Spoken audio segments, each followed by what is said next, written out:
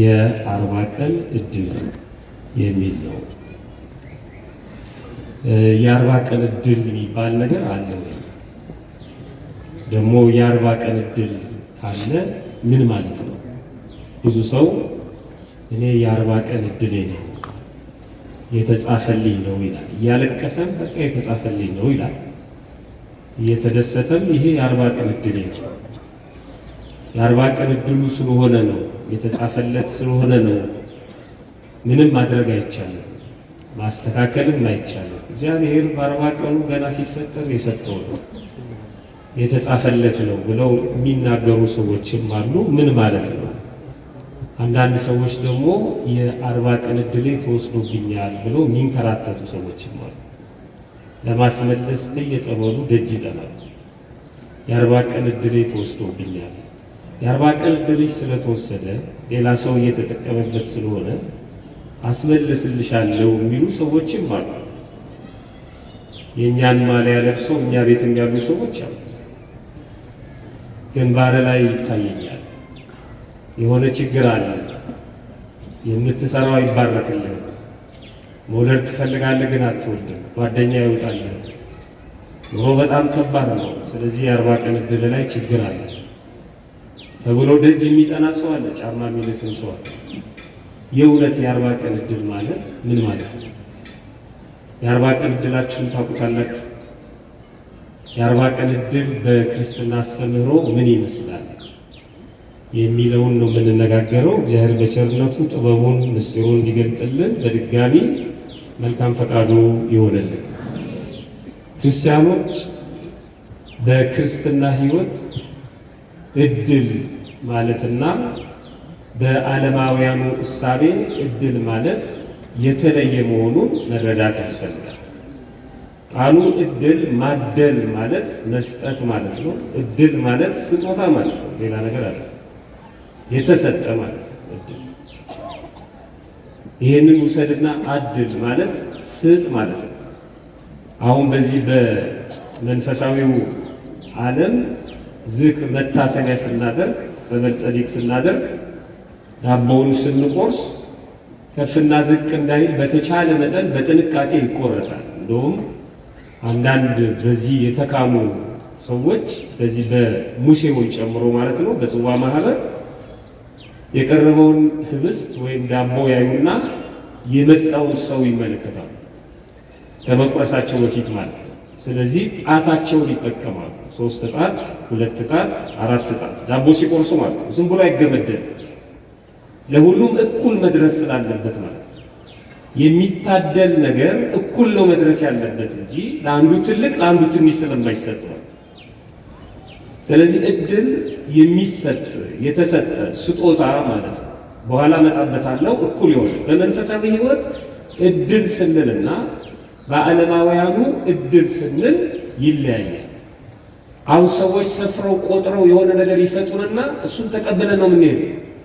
የሆነ ቦታ ሚዛን አለ፣ የሆነ ቦታ መስፈርት አለ። ከዛ ሲለቀቅ ያንን ይዘን እስከ ከፍተኛ ተቋም ድረስ ልጆቻችንን እየተማሩ የሚያድጉት ያንን ነው። ለምሳሌ እነገሌ ድሆች ናቸው፣ እነገሌ ደግሞ የድሃ ድሃ ናቸው፣ ከዚህኛው በታች ያለው ከድህነት ወለል በታች ያለ ህዝብ ነው ብለው የሰጡን ሌሎች ሰዎች ናቸው። እኛም እሱን ተቀብለን ድሃ ነን ብለን እየኖርን ነው። ዘር ይመስለን ሌሎች የሚሉንን ማለት ነው።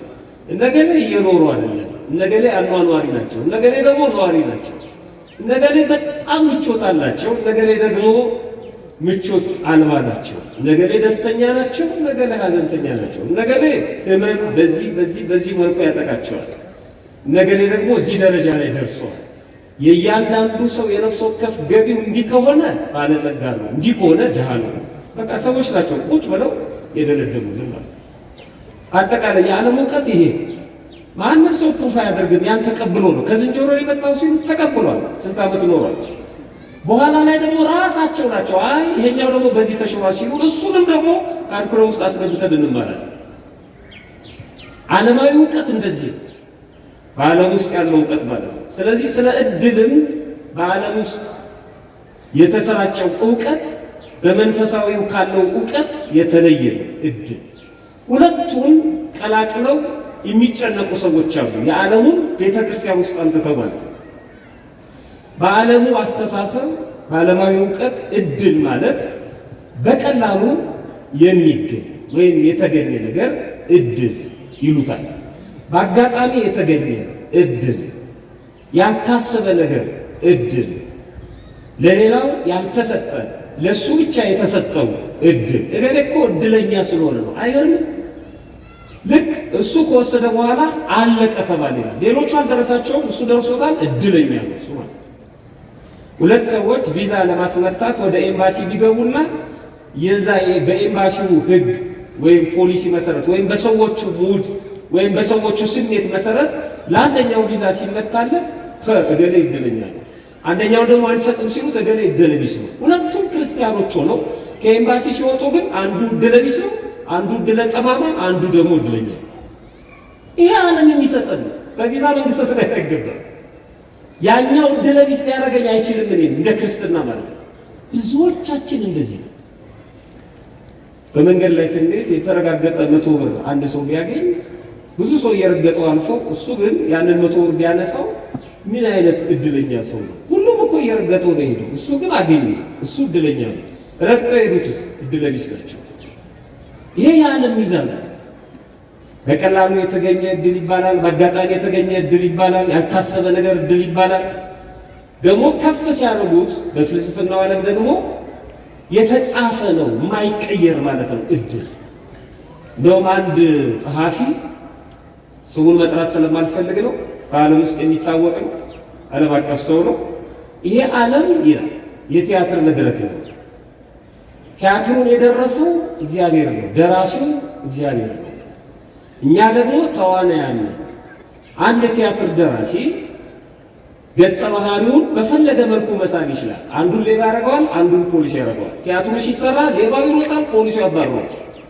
ሌባውን ሊይዘው ይችላል፣ ሊገለው ይችላል። በቃ ያ የተጻፈ ነው። ቲያትሩን ማንም ሰው መቀየር አይችልም። አዘጋጁ በዛ መልኩ ነው የሚያዘጋጀው። የተጻፈ ነው። ሌባ ከሆንክ ሌብነት ተጽፎልህ ነው ይሉ። በጣም ይላል እግዚአብሔር በጭራሽ ሊቀይረው አይችልም። ድርሰቱን ደርሶታል። አንድ ጊዜ እኛ ተወስኖብናል ይላሉ። ፕሪዲስቲኔሽን ይባላል፣ ቅድመ ውሳኔ። እግዚአብሔር ወስኖብን ነው የፈጠረው ወደዚህ ያለ። ምንም ድካም አያስፈልግም ይላል።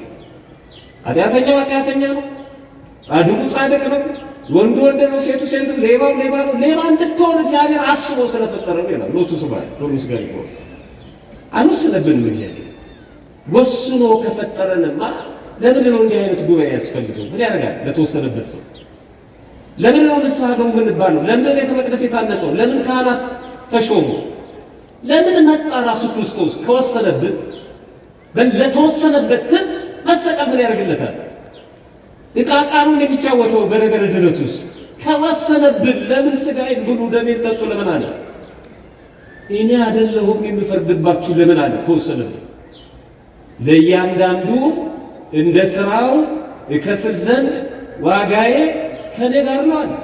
እንደምን ነው ተከፍሏል? ታዲያ ከወሰነብን እንዴት እንደ ሥራችን ይከፍለናል?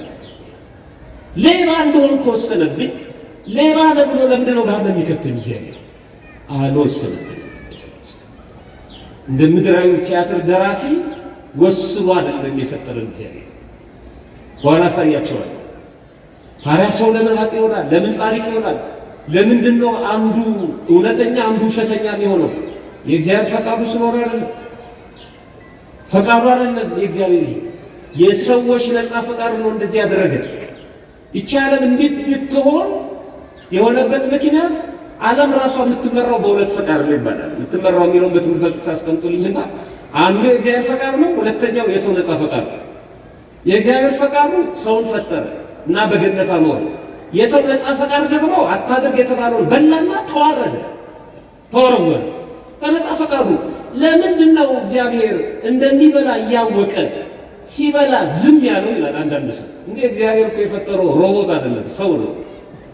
የሚያስብ ሰው፣ ሲነገረው የሚሰማ ሰው ደግሞ ፈጥሮ አትብላ ብቻ አይደለም ያለው፣ እንዳትሞት ያለው። መልሱን ነግሮ የሚፈትን አስተማሪ የለም። ተማሪዎች አንድ ሲደመር አንድ ሁለት ነው፣ ፈተና አለ አይደል? ከየት እንደሚወጣ አልነግራቸው ነው። እግዚአብሔር እኮ ከበላ ትሞታለህ አትብላ። ምን ማለት ነው? በነፃ ፈቃዱ አይደራደርም። ለዚህ እኮ ነው እዚህ ቁጭ ብላችሁ ቃል እግዚአብሔር እየተነገረ ቅዳሴም እየተቀደሰ ስልካችሁን አውጥታችሁ እንቶ ፈንቶ ስታዩ ዝም ነው ይላችሁ። እግዚአብሔር ነፃ ፈቃዳችሁን ያከብራል። ጣትን መቆልመም ይችላል፣ ምላስን መዝጋት ይችላል፣ ምንም አይልም። ቅዳሴውን ረቅጠው ስትሄድ ሽባ ሊያደርግ ይችላል፣ አይፈልግም። ከፈለግ ትሰማለህ፣ ካልፈለግ ትተው ትሄዳለህ። በነፃ ፈቃድ አይደራደርም። አንዳንድ ሰዎች ቁጭ በሉ ነግረናል፣ ቅዳሴ ሰዓት እንዳትሉ ምናምን ይላሉ። አትችልም ወዳጄ፣ እግዚአብሔር የሰጠውን ነፃ ፈቃድ አንተ መከልከል አትችልም። እንዳይወጣ ማድረግ እንጂ አትውጣ ማለት አትችልም በፍጹም። አንዳንድ ሰዎች ይወጡና ቅዳሴ ሲጀመር ለምን በር አይዘጋም ይላሉ። በር መዝጋቱ መፍትሄ አይደለም ወዳጄ፣ ማስተማር ነው። ማስተማሩ ከአቅም በላይ ሲሆን ነው። በነፃ ፈቃዳችን አይደራደርም እግዚአብሔር። የፈለግነው ሁለት ነገር እንዳቀረበልን ነግሮ አቅረብኩ ለከ እሳተ ወማይ ደይደከ አበዘ ፈቀድከ እሳትንም ውሃንም በፊትህ አኖሬልሃለሁ። እጅህን ወደ ፈለግከው ስደድ። ይገርም አምላክ እንዲህ ይላሉ። አየን፣ እድል በአጋጣሚ የተገኘ በቀላሉ የሚገኝ ያልታሰበ ለሌላ ያልተሰጠ አስቀድሞ የተወሰነ ዕጣ ፈንታ ነው ብለው የሚያምኑ ሰዎች አሉ። በዚህ ምክንያት ራሳቸውን ምን ይላሉ? እድለ ቢስ፣ እድለ ጠማማ፣ አመድ አፋሽ ይላሉ ራሳቸው ማለት ነው። በአጋጣሚ የሚገኝ ነገር ስላላገኙ እኔ እድለ ቢስ ነኝ ይላሉ። ያልታሰበውን ነገር ስላላገኙ እኔ አመድ አፋሽ ነኝ ይላሉ። በዓለም ውስጥ ያለውን ሚዛን በዛ መስፈርት እድልን ወስደው በዛው መስፈርት እኔ እድለ ጠማማ ነኝ ይላሉ። እኔማ እድለ ቢስ ነኝ አውቀዋለሁ፣ እኔ አይሆንልኝም ይላሉ። ወደ መንፈሳዊ ዓለም እንምጣ። እድል ምንድን ነው? መነሻ እንዲሆነኝ የሉቃስ ወንጌል ምዕራፍ 10 ከቁጥር 38 ጀምሮ ያለውን ቃል አነባለሁ። መተርጉማኑን ይቅርታ ጠይቄ ማለት ነው። ቃል በቃል እድል የሚል ቃል ስላለ እሱን ስለፈለግኩት ነው። እንደዚህ ይላል። ሲሄድም ይላል ክርስቶስን ነው፣ እርሱ ወደ አንዲት መንደር ገባ። ማርታ የተባለች አንዲት ሴት በቤቷ ተቀበለችው። ልባሩ ወደ አንድ መንደር ገባ። ማርታ የምትባል አንዲት ሴት ተቀበለችው። ማንም? ክርስቶስን። ወዴት ገባ ነው የሚለው? ወደ አንድ መንደር። ወደ እነ ማርታ ቤት አይደለም የገባው፣ ወደ መንደር። በመንደር ውስጥ ደግሞ ብዙ ቤቶች አሉ። ከነዛ ቤቶች ሁሉ በአንዱ ቤት የምትኖረው ማርታ ግን ወጣ ተቀበለችው። ለእርሷ ማርያም የምትባል እህት ነበረቻት። እሷ ደግሞ ቃሉን ልትሰማ በኢየሱስ እግር አጠገብ ተቀመጠች። ማርታ ግን ወደ ጓዳ ገባች። እናም አገልግሎት ስለበዛባት ባከነች። እንግዳ ለመቀበል ወደ ቤቷ የገባው ትልቅ እንግዳ ነው። በእሷ አሳለ የሚበላውን የሚጠጣውን ልታዘጋጅ ወደ ጓዳ ገባች። ባከነች። አገልግሎት ስለበዛባት ባከነች። ቀርባም ጌታ ሆይ አለችው። ከጓዳ ወጣችና እህቷ ክርስቶስ እግር ስር ቁጭ ብላ ስትማራየችና እህቷን ትታ ክርስቶስ ላይ አቤቱታ አቀረበች። ጌታ ሆይ እኔ እንድሰራ እህቴ ብቻዬን ስትተወኝ አያገድህምን? እንኪያስ እንድታግዘኝ ንገራት አለች። የሚገርም ማርታ የማርያም ክርስቶስ እግር ስር ቁጭ ብሎ ቃሉን መስማት ቀልድ ነው የመሰለ። ስራ ትቶ እግርን ዘርግቶ ቁጭ ብሎ ስራ ወይ ሰዓት መግደል ነው የመሰላት ቃል እግዚአብሔር መስማት። አሁን ልክ እንደዚህ የሚመስላቸው ሰዎች አሉ። ነጋ ጠባዛ ቤተክርስቲያን ምን ነው የምታገኘው? ቤተክርስቲያን አልፈ ስራ ባልሰራ እንዴ የሚሉ ሰዎች አሉ። የኛ ቤተክርስቲያን መመላለስ ስራ መፍታት የሚመስላቸው ማለት ደግሞ እኛም አለን። አንዳንድ ጊዜ ደግሞ ሲፈርድብን ሄድኩ ምን አገኘው እንላለን። የኔ ጓደኞቼ ደርሰዋል። ዝም ብዬ ነጠላ የጎተትኩ ቤተክርስቲያን ሲሄድ ይላል። እግዚአብሔር ይቅር ይበለን። በጣም ቢገርም እኮ ነው። ከምንም የማንቆጥርበት ጊዜ አለ። ጥያቄው ከባድ ነው፣ በጣም ከባድ ነው። ከዛ በኋላ ዝም ብሎ ማለፍ አስቸጋሪ ስለሚሆን መልእክቱ መጥፎ ስለሚሆን እንዴት ዝም ትላታለህ? ተነሽና ወደ ጓዳ ግቢና እህትሽን አግዣት አትልም? ስራ ፈታ ቁጭ ስትል ለምን ዝም ትላታለህ አለችው። ክርስቶስም እንዲህ አላት። ኢየሱስም መልሶ ማርታ ማርታ አላት፣ ጉዳዩ ከባድ ነው። ሁለቴ ስሟን ጠራና በብዙ ነገር ትጨነቂያለሽ ትታወኪም አለሽ አላት። ልብ አሉ ምነው ጓዳ ጓዳ የምትይው? ቁጭ ብለሽ እግዚአብሔር ቃል አትሰሚም አላለም። ያንቺ ጓዳ መግባት እኮ አይጠቅምም አላላትም። አጣመው ይተረጉማሉ። ዝም ብለህ 24 ሰዓት ስለ ሥጋ ብቻ ዝም ብለህ ወደ ለምን ቤተክርስቲያን ማትሄዱ ለምን ያታረግም ይላሉ። አይደለም አትስሪ አላላትም። ግን በብዙ ነው የምትጨነቂው አላት። የሚያስፈልገው ግን ጥቂት ወይም አንድ ነው። ያስፈልጋል መስራት ግን ጥቂት ነው። ለጥቂት ነገር ለምን በብዙ ትጨነቂያለሽ?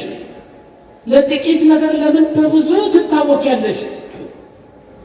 አንዳንድ ሰዎች ለምን ነው ከቤተክርስቲያን የጠፋኸው ስትሉ ትምህርት ጀምሬ ይላቸዋል። ስራ እየሰራ ምን ነው የምትማረው? እንትን የሚባል ትምህርት ከስራ ጋር ይገናኛል። አይ ቁጭ ከማለት ነው ይላቸዋል። እንዲህ አይነት ባካና ሰዎች አሉ። ገንዘባቸውን ይከሰክሳሉ፣ ጊዜያቸውን መስዋዕት ያደርጋሉ። ትምህርቱ አይጠቅማቸውም ከሚሰሩት ስራ ጋር ቁጭ ከማለት ይላሉ። ማ ቁጭ በላለ አታነብም እንዴ? ወደ ቤተክርስቲያን አትመጣም? ወደ ገዳም አትሄድም? አትሳለም? አትጸልይም? ንስሐ አትገባም? እንዴት ቁጭ እንላለን?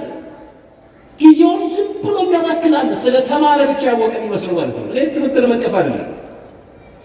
ከምንኖረው ኑሮ ጋር ከምንሰራው ስራ ጋር ቢያንስ እንኳን ከምናሳድገው ልጆች ጋር እንኳን የልጆች አስተዳደግ ነክ ትምህርት አንማርም? አጫጭር ኮርስ አንወስድም? ብዙ ብር እየከሰከስን ጫማችን እየጨረስን ዝም ብሎ መባከን፣ መውጣት መውረድ፣ መድከም፣ መሮጥ ዝም ብሎ ጠብ ለማይል ነገር በብዙ መጨነቅን ነው የገሰጸው ክርስቶስ። በብዙ ትጨነቃለሽ፣ ትታወክማለሽ። መታወክ መረበሽ የሚያስፈልገው ግን ጥቂት ማለትና ቀጥሎ ማርያምስ አላት። ተያት እንጂ እሷን ለክስ የሚያበቃ ስራ እኮ አልሰራችም። እሷስ በጣም የሚገርም ንግግር የተናገረው ማርያም መልካምን ዕድል መርጣለች። ልብ አድርጉ፣ ተሰጥቷታል አላለም። ምን ብላለች ነው ያለው? መርጣለች። መልካሙን ዕድል መርጣለች። አንቺ ጠቅጥቀሽው ያለፍሽው ይሄ መልካም ዕድል ከሷ አይወሰድባትም ማለት። በዚህ ንባብ አራት ነገሮችን ማውጣት እንችላለን። ዋና ዋና ጉዳዮቹ እኔ ከተነሳውበት ሐሳብ አንጻር ማለት ነው። ዕድል የመጀመሪያው ዕድል በክርስትና ሕይወት ለሁሉ የተሰጠ ለሁሉም በእኩል የተሰጠ ልክ እንደ ጸበል ጸዲቁ ዳቦ ቀደም ሲል በጽዋ ማህበር ሙሴው ተጠንቅቆ እንደሚቆርሰው ለሁሉም እኩል እንዲደርስ ማለት ነው። ለሁሉም እኩል የሚሰጥ ነገር ነው ዕድል በክርስትና። ለሁሉም እኩል የሚሰጥ ከሆነ በክርስትና ሕይወት ዕድለ ቢስ እና ዕድለኛ የሚባል ነገር የለም። ለሁሉም እኩል ነው የተሰጠ። ሁሉም ዕድለኛ ነው፣ ዕድለ ቢስ የሚባል የለም ማለት ነው። ምንድነው ለሁሉም እኩል መሰጠቱን የሚያሳየን? ክርስቶስ ወደዛች መንደር ነው የገባው።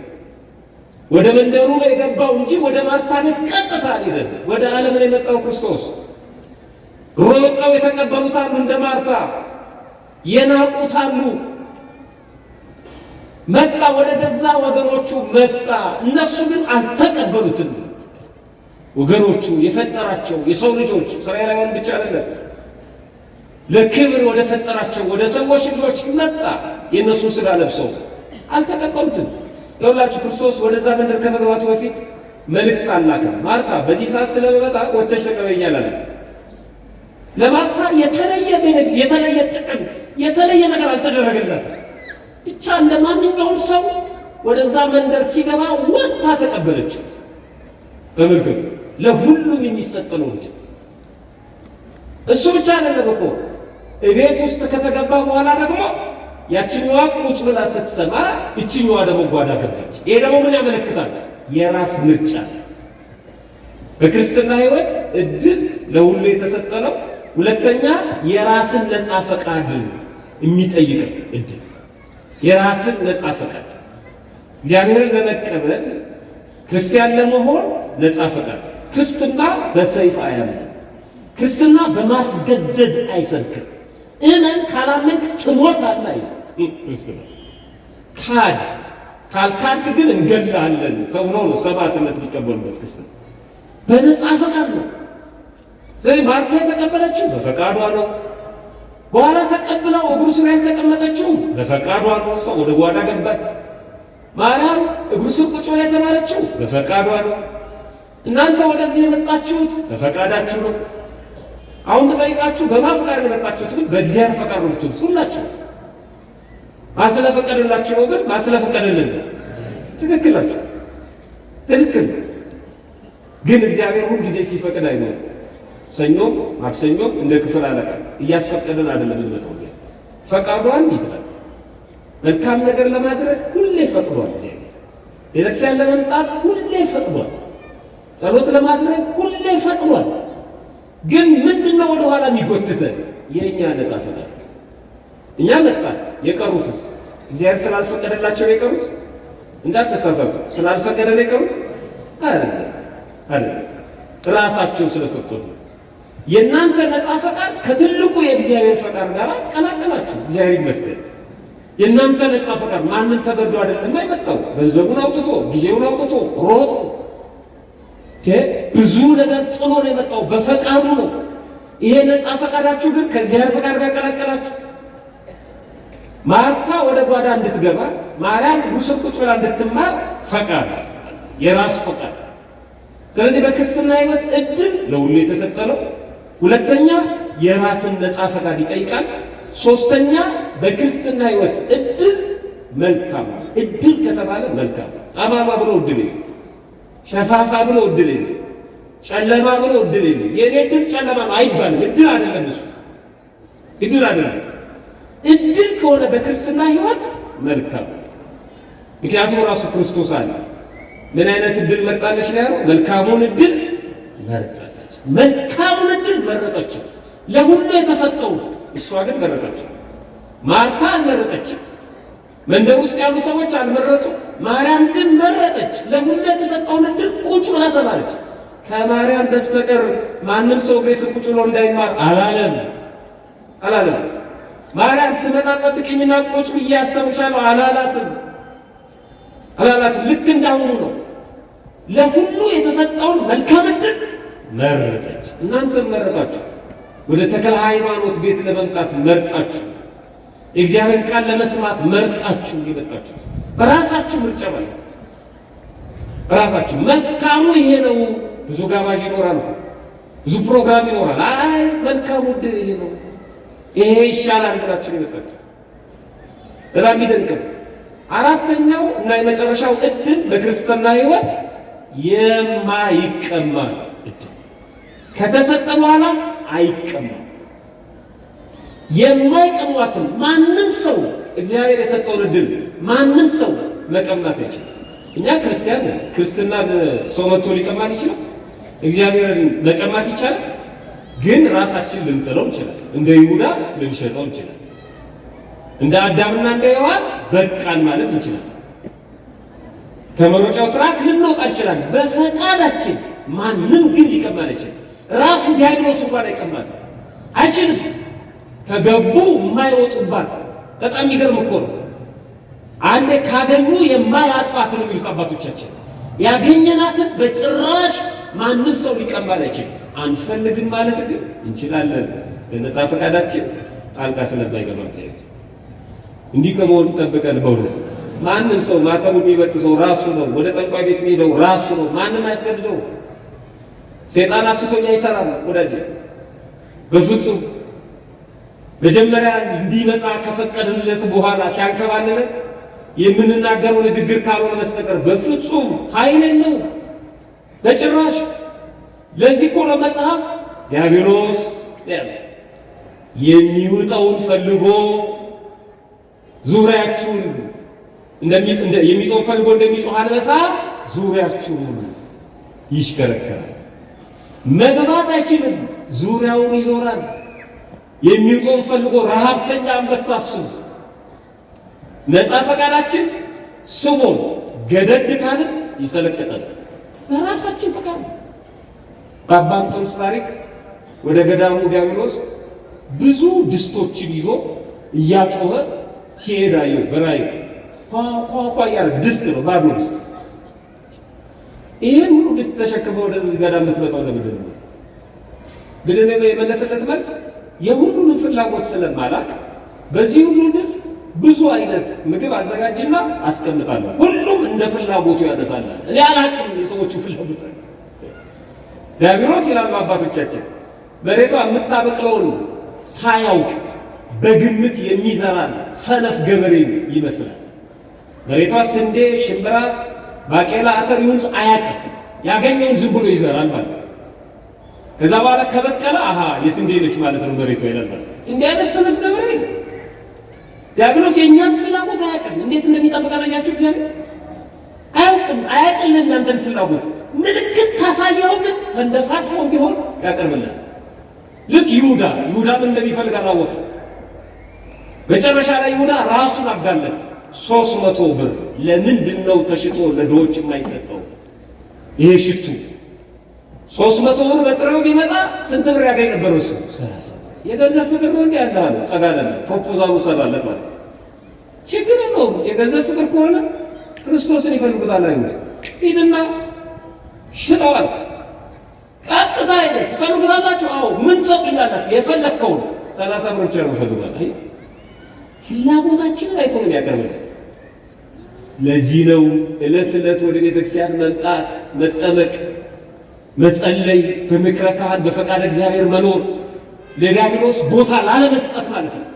ማማተብ፣ ሐሳባችንን ሳይቆጣጠረው ምክንያት ሳያገኝ እንዲጠብቀን ዕለት ዕለት ከቤቱ እንዳንጠፋ በእንዲህ አይነቱ ጋር እንድንማር የሚፈለገው ገድሉን እንድንሰማ አጠገባችን እንዳይደርስ በተደጋጋሚ እንድንዋጋው ቤተክርስቲያናችን ልታሰናብተን ለዚህ። ስለዚህ አራቱ ወሳኝ ናቸው በክርስትና ሕይወት። ዕድል ማለት አንደኛ ለሁሉ የተሰጠ፣ ሁለተኛ በራስ ፈቃድ የሚመረጥ፣ ሶስተኛ መልካም የሆነ፣ አራተኛ የማይቀማ። ይህንን ዘርዘር አድርገን አስቀምጠን እኛ ታዲያ ይሄ የማይቀማ በራሳችን ፈቃድ የተሰጠን ወይም በራሳችን ፈቃድ የመረጥ ነው መልካም የሆነ ዕድል ለሁሉ የተሰጠ እኩል የሆነ ምንድን ነው? ዘርዘር አድርገን እናየው። አራት ነጥቦችን ብቻ ነው ማለት ነው። አንደኛ የኛ ዕድል ምንድን ነው? በክርስትና ሕይወት የመጀመሪያው ዕድል እግዚአብሔር ነው። ዕድላችን እግዚአብሔር፣ የኛ ዕድላችን ጽዋ ተርታችን እግዚአብሔር ራሱን በራሱ ለዓለም የገለጠና የሰጠ። እኛ ማመልከቻ ጽፈን ይሰጠን ብለን አይደለም፣ ራሱን የሰጠን ለሁሉም የተሰጠ ነው። እግዚአብሔር ለሁሉም የተሰጠ፣ በእኛ ፈቃድ በነፃ ፈቃዳችን ጥሪውን ተቀላቅለናል። ግን እግዚአብሔር ዕድል ነው ስንል ለሁሉም ነው የተሰጠው፣ ለሁሉም። ቅድም እንደነገርኳቸው ልበ አምላክ ቅዱስ ዳዊት በመዝሙር 15 ላይ ቁጥር 5 ላይ እግዚአብሔር የርስቴ ዕድል ፈንታና ጽዋዬ ነው ይላል። እግዚአብሔር ዕድል ፈንታዬና ጽዋዬ ነው፣ ዕጣዬንም የምታጠና አንተ ነህ። የኛ ዕድል ፈንታ ጽዋ ተርታችን እግዚአብሔር ነው። እና ይሄንን ዕድል ሰዎች ሊቀሙን ይችላሉ። ዕድል ላይ ተወስዶብኛል ብለን የምንከራተት ሰዎች አናውቅም። ማን ነው እግዚአብሔርን የወሰደብን? እኔ ዕድለ ቢስ ነኝ የምንል ሰዎች እግዚአብሔር ዕድል ሆኖ ተሰጥቶ ዕድላችን እግዚአብሔር ነው የምንል እኛ እንዴት ዕድለ ቢስ ነን እንላለን? ከእግዚአብሔር ጋር እየኖረ እኛ ብቻ እኮ ነን አባታችሁ ነው ብለን የምንጠራው። ታውቃላችሁ? ማንም ሰው እግዚአብሔርን አባቴ ብሎ መጥራት አይችልም። ማንም ሰው አባት ብለን ቀረብ አድርገን ፈጣሪ ሊል ይችላል። የማይታወቅ አምላክ ምናምን ሊሎች አባት ማለት በጣም ከባድ ነው። ይሄ ዕድል ለማንም ያልተሰጠ ዕድል ነው። ማንም ያልመረጠው ነፃ ፈቃዱን ተጠቅሞ ማለት ነው። የመጀመሪያው ዕድል ፈንታ እግዚአብሔር አንደኛ ለሁሉ የተሰጠ የማይቀማ በነፃ ፈቃዳችን ላይ ተመስርቶ ያገኘነው መልካም የሆነ ዕድል የመጀመሪያው እግዚአብሔር። ሁለተኛ ዕድል ሰው ሆኖ መፈጠር። ዕድል ማለት ስጦታ አይደለም። እንደዚህ ዛፍ እንደ ድንጋዩ ከአራዊቱና ከእንስሳቱ እንደ አንዱ አድርጎ መፍጠር እግዚአብሔር ይችላል? ይችላል? አይችልም? ይችል ነበር፣ ግን ሰው አድርጎ ፈጠረ ነው። የሚገርም እኮ ነው። እንደኛ እኮ የተለየን ፍጥረት እኮ ነን። በጣም በዓለም ላይ እኛን የሚመስል እንደኛ ልክ አንድ አይነት የሆነ ሰው እንደሌለ ታውቃላችሁ? ሁለት ዓይን ስላለው፣ ሁለት ጆሮ ስላለው፣ ሁለት እጅ ስላለው ሰው ነው፣ ትክክል ነው። ግን እግዚአብሔር እንደሚለየን ታውቃላችሁ? ለምሳሌ በጣት አሻራ፣ በዓይን አሻራ ለምን ነው ሰው ዓለም አሁን የአይን አሻራ እንደ መለያ የምትጠቀመው ለምንድን ነው? የጣት አሻራ ለምንድን ነው የምትጠቀመው? አይገናኝም። የኔ የጣት አሻራ በዓለም ላይ ቢፈለግ የለም፣ ብቸኛ ነኝ እኔ ማለት ነው። በዚህ ታደንቁታላችሁ እግዚአብሔር ብቻውን ኖሮ የሚሞት አንድ ሰው እንደ ፋብሪካ ሳሙና አንድ አይነት አይደለም ነገር። በጣም የሚደነቅ አምላክ ነው። እንዴት አድርጎ እንደፈጠረን። ለዚህ ነው ቅዱስ ዳዊት ግሩምና ድንቅ ሆኜ ተፈጥሬያለሁና አመሰግናለሁ አለ። እኔ ንጉሥ ነው አይደለም ሙሉ አካል ስላለኝ ሰው አድርገህ ስለፈጠርከኝ ብቻ አመሰግናለሁ። ነገር ሰው ሆኖ መፈጠር ደግሞ ሁሉ የተፈጠረው ለሰው ነው።